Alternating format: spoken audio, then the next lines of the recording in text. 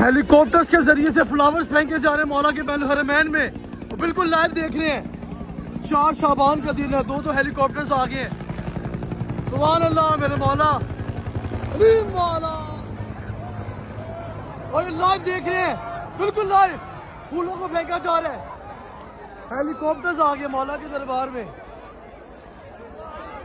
मौला के दरबार आ गए।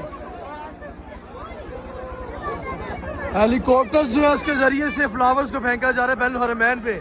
पहली बार तारीख में ये मंजर देखने को मिल रहा है।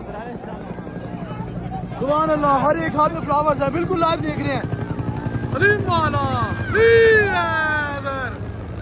ये बिल्कुल लाइव देख रहे हैं, हेलीकॉप्टर्स फेंक रहे हैं फ्लावर्स को।